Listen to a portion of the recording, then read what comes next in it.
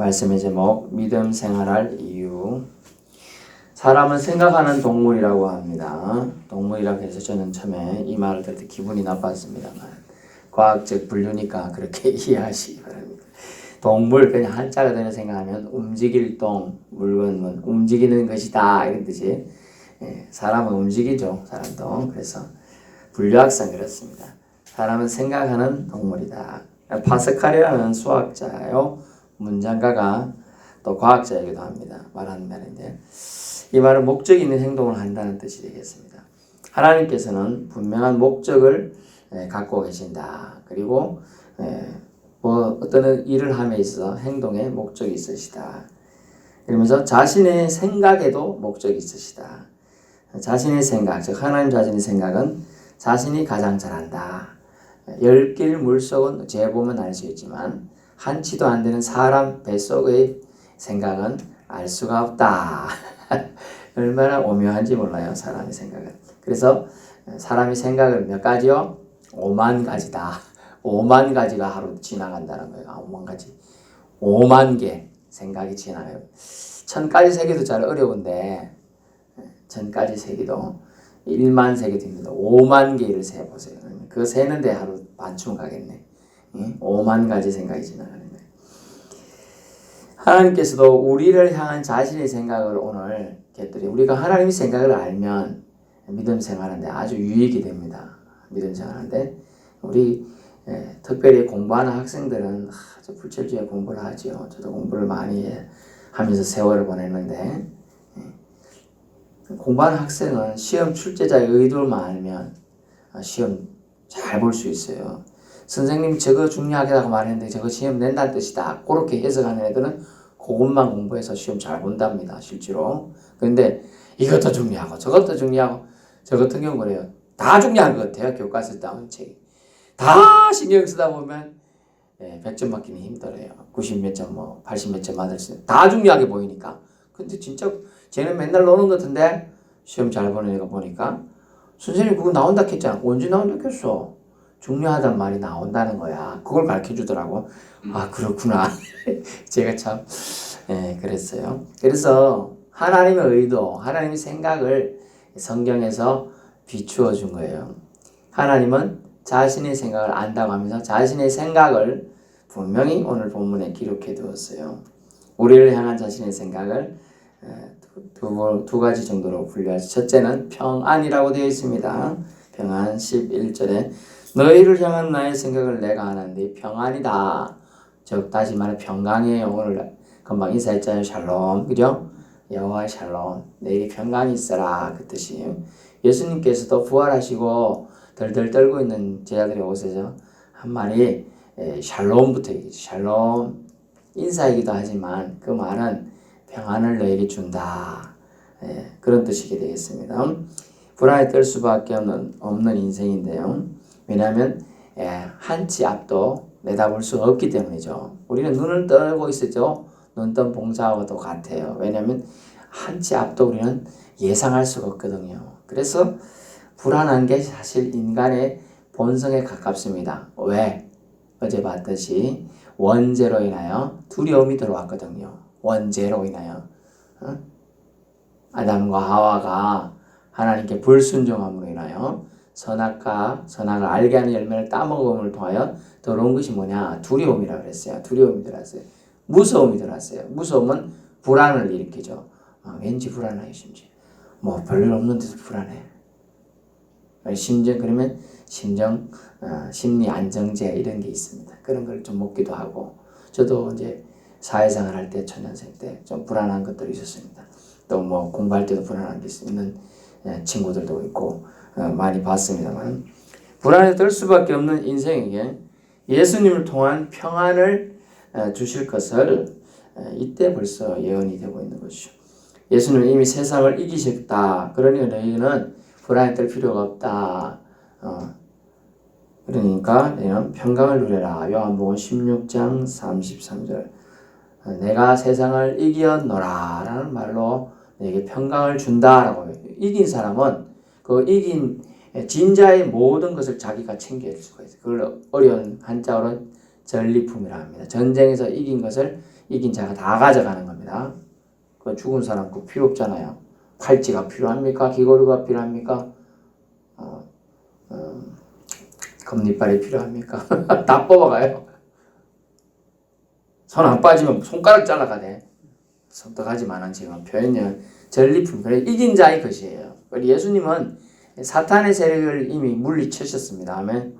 예, 물리칠 게 아니고 이미 치셨기 때문에 승리를 하셨어. 그래서 믿는 자, 예수님 보혈로 원죄를 덮었다는 걸 믿는 자에게 모두 다 뭘 주셨나? 이 평강을 주셨어요. 평안을 주신다는 거예요. 그래서 예수님 부활하신 후에 찾아와서 선포하신 그 평안, 예레미야 29장 예수님이 오시기 몇백 년 전에 예언한 거지만은 이 예언이 성취되고 있는 장면들이 되겠습니다. 평안을 너에게 주노니, 주님의 평강을 받아서 이 한 달 동안 불안에 떨지 마시고, 예수님이 나에게 평강 주었다, 하나님 나에게 평안을 준다고 했으니 내가 평강을 누리자라고 선언을 하세요. 아멘. 그러면 평강이 여러분의 강물이 생수의 강이 되어서 여러분 배에서, 배라는 말은 육체 배가 아닙니다. 여러분 심령의 배에서 강물이 흘러넘쳐 평강 잔잔하게 되는 거예요. 파도가 이렇게 쳐봐요. 어제 차량 운행하니까 하봉 쪽에 가는데 그 시간대하고 아침에 가니까 그거 넘치려고 그래요. 근데 그렇게 많은 물을 본 적이 없었어요. 그전에는 그 정도까지 아니었거든요. 어제는 하봉 그거 가는데 그거 넘치려고 그래서 저 잘못하면 넘쳐서 힘들 수도 있겠다 이런 생각을 했는데 오후 되니까 이제 좀 내 빠지대요. 그 정도로 물이 많은 걸 처음 봤습니다. 평강은 그냥 세상 풍파에 흔들리지 않는 거죠. 그러면 우리가 심지가 성경에 근거하면 견고한 터위에 쓰여 있어야 돼요. 누구의 뿌리를 받고 지난주에 했죠? 예수의 뿌리를 박으면 돼요. 예수님이 표대되고 예수님 우리를 붙잡고 있다. 내가 붙잡고 힘이 빠지면 나야 되잖아요. 예수님이 나를 붙잡고 있으면 힘 빠질 걱정할 필요 없는 거예요. 내가 힘 빠져도 예수님 잡고 있는 거예요. 가끔 홍수나 이런 게 나가지고 비가 많이 와가지고 개가 둥둥둥 떠내려가고 코알라가 둥둥둥 떠내려가고 심지어 커다란 소도 떠내려가는데 개들이 본능적으로 진짜 위급할 때 사람한테도 도움을 요청하는 장면들이 찍혀가지고 올라오는 장면들이 있어요. 그래서 보통 때는 사람이 무서워 도망갑니다만 자기가 죽을 판되면 손을 내민더라고요. 손을 사람 쪽으로. 그럼 사람이 잡아 당길 때 본능적으로 개들이 다 힘을 빼요. 희한하네. 그 덩치 큰 말도 사람들이 끌어올리고. 코알라 같은요 귀엽다고 생각하는데 사실은 그렇게 귀엽지 않지만 사람한테 달려와서 안긴다는 거예요. 구해주고 나니까 고맙다고 안 가고 쳐다보더니 어디 한 번도 안고 간대요. 그 동물들이 희한하죠. 자기를 구해준 걸 아는 거예요. 우리 사망 권세 아래 있던 우리가 예수 그리스도의 보혈로 인하여 평안을 누리게 됐는데 우리는 주님을 더 한 번 돌아보고 한 번 더 안아야 되겠죠? 그것이 보언이라는 거예요. 보언. 두 번째는 뭐냐, 주님이 우리 여호와 하나님 우리에게 주신 우리를 향한 생각이 뭐냐면 미래와 희망이니라. 아멘. 하나님 우리 아버지십니다. 아버지는 자녀인 우리가 이 땅에서 낙담해가지고 풀이 주고 다니는 걸 원하지 않아요. 여러분 소망이 끊어진 사람 시무룩하게 다니죠. 삶에 희망이 없어요. 눈동자가 그리 뭉텅해져요. 그걸 뭐라 그래야 썩은 동태눈깔 같다 이렇게 표현하는데 미래와 희망이 있어야 돼요. 활력이 있다. 눈이 반짝반짝한다. 제가 어디 갔을 땐가 의사 선생님인 것 같은데 눈을 딱 보더니 눈이 총기가 가득하십니다. 또 미용실에도 갔는데 미용실에 그때는 이제 코로나로 분위기가 이제 마스크까지 이렇게 하고 테이프로 막 붙이더니 마스크를 이렇게 붙이고 마스크를 붙여요. 귀에 걸만 이게 귀에 자른 게 없으니 귀에 뿌르고 붙여 막 하더니 눈만 보이잖아요. 빠꾸하게. 눈이 살아계신대요. 눈이 살아있네 이러더라고요. 아이고 뭐 칭찬이겠지만 원래 제가 눈빛이 초롱초롱합니다 라고 말하고 싶었지만 가만히 있었어요. 네. 미래가 있다. 희망이 있다. 내일 일어날 소망이 있다. 내일 할 일이 있다. 그거 좋은 거예요. 아멘. 아무 희망 없이 사는 사람 제 친척도 지금 병원에 그렇게 계시지만 천장만 보고 있죠. 참 안타깝습니다. 그런 일이 우리 성도들이 이제 더 이상 없으면 제일 소원하고 기도하는 거예요 지금. 그래서 미래와 희망을 주님은 우리에게 말씀해 주는 거예요. 우리에게 미래와 희망을 주려면 어떻게 해야 되겠느냐? 아이고, 지금 예레미야가 예언할 당시에는 예수님 오시기 전이잖아요. 그 해결책을 주님은 말했습니다. 12절 13절 너희가 내게 부르짖으며 13절 너희가 온 마음으로 나를 구하면 되죠. 여러분 부르짖는다. 우리가 급한데 저쪽에 사람이 지금 막 가요. 난 지금 급해서 물에 빠져가고 있는데 집에 어디가 나 좀 도와줘 이럴 사람 있어요? 나 좀 도와줘 소리치겠죠. 소리 급해가지고 막 목청을 낼 수 있는 소리를 다 해서 내는 걸 부르짖는다 그래요. 늑대가요 10일 이상 굶으면요 자동으로 부르짖죠. 뭐 부르짖는 거예요. 자기가 굶어 죽겠다고. 성경에도 보니까 사자가 나오죠. 사자가 젊은 사자가 배고파서 막 울부짖는다 그래요. 울부짖는다. 부르짖는다. 간절함이 담긴 표현입니다. 또 13절 온 마음으로 이것도 간절함이 담겨야 돼요. 마음이 분산되어 있죠. 들어주면 좋고 안 들어주면 괜찮고 꼭 들어줘야 할 필요 없다. 이런 건 온 마음이 아니에요. 그죠? 마음은 모두 거기에만 집중해가지고 들어주기를 바라는 거. 그리고 온 마음이라고 해요. 그래서 내게 부르짖는 거 온 마음이 뭡니까? 이건 간절함이 담긴 기도를 주님은 그런 기도를 하는 사람에게 미래와 희망을 주겠다는 거죠. 꼭 제가 이런 표현을 쓰니까 하나님은 좋으신 하나님인데 뭘 해야지 우리에게 뭘 주는 것 같은 그런 느낌을 받지는 마세요. 그 뜻이 아니에요.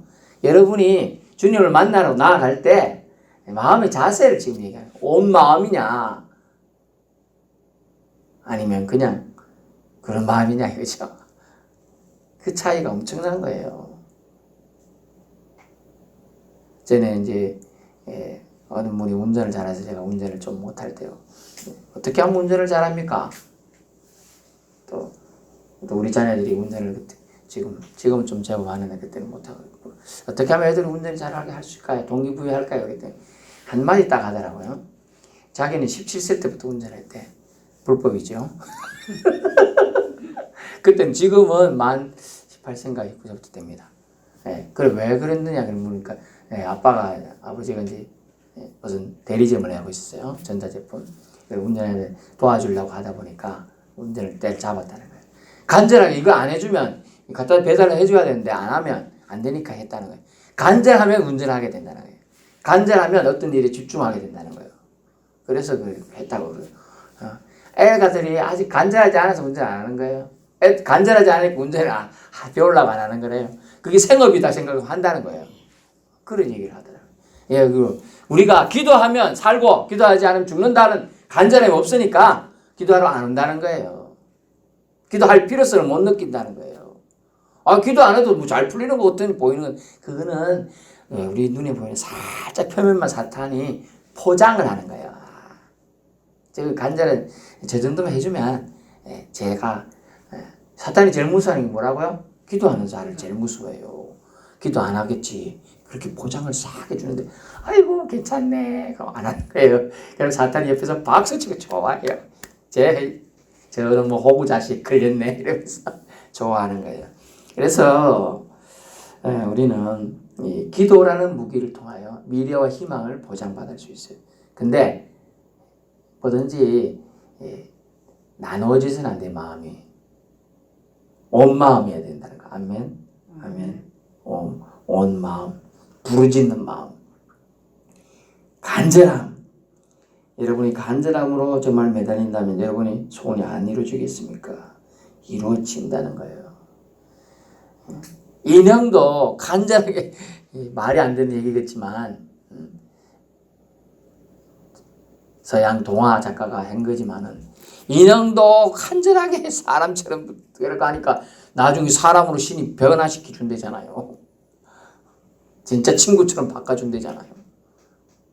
우리 하나님 못하겠어요. 인형도 사람 만들 수 있어요. 백골이 진토되어 다 뿌려진 사람을 뼈다구들아 모이라 했더니 에스겔 37장에 뼈다구들이 막 많이 모여와. 살들아 붙어라 했더니 없어진 살들이 와서 붙어. 코에 생기가 들어가라 했더니 다 살아서 군대가 되는 거예요. 그렇게 되는 거예요. 역사가. 환상이지만 불가능하니까 우리가 이제 나중에 죽었어요. 나중에 이제 우리가 죽었는데 우리가 죽기 전에 예수님 안 오셨어. 그래서 우리도 화장도 했다. 화장한 사람 화장하고 땅에 묻은 사람 묻었어요. 하나님이 예수님이 이제 심판주로 오셔가지고 부활할 자들 부활하라 하면 어째야 되겠어요? 이제 그렇게 하는 거예요. 이제 우리는 이해할 수 없는 영역이에요. 불 다 타고 없어지면 어떻게 됩니까? 이해가 안 돼요. 그러나 물리법칙, 화학법칙 그게 불가능이 아니라는 거죠. 열 에너지로 사라지고 연기 에너지로 사라졌는데 그것은 우주 공간 어디에 존재한다는 거예요.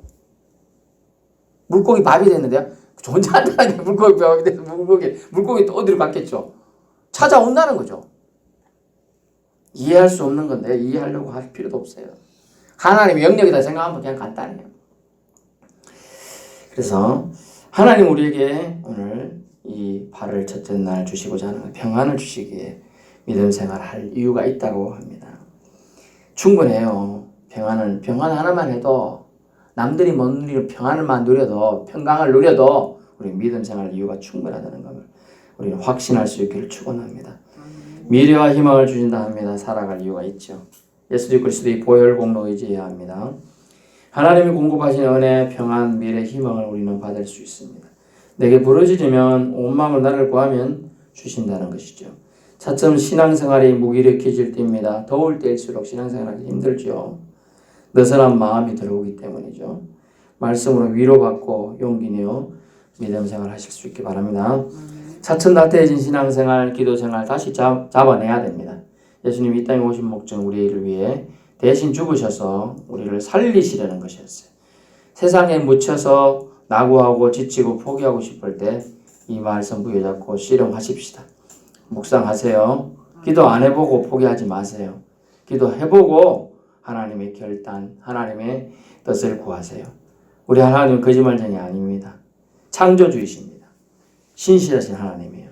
여러분이 하나님 만날 시간을 내고 하나님께 기도하면 반드시 들어주신다 하셨습니다.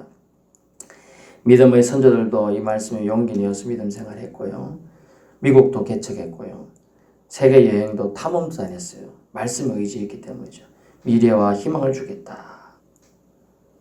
그래서 이기적으로 돌릴지 몰라도 아버지는 자녀에게 필요한 좋은 거 다 알고 계십니다. 그래서 주려고 준비하고 계신데 우리가 달라고 안 하니까 안 주신다. 다시 확인시켜드립니다. 하나님의 생각을 이해하세요. 믿으세요. 우리에게 평안과 미래와 희망을 주시고자 오늘도 말씀하고 있습니다.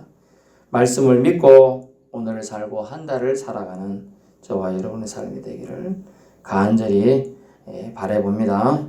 기도하겠습니다.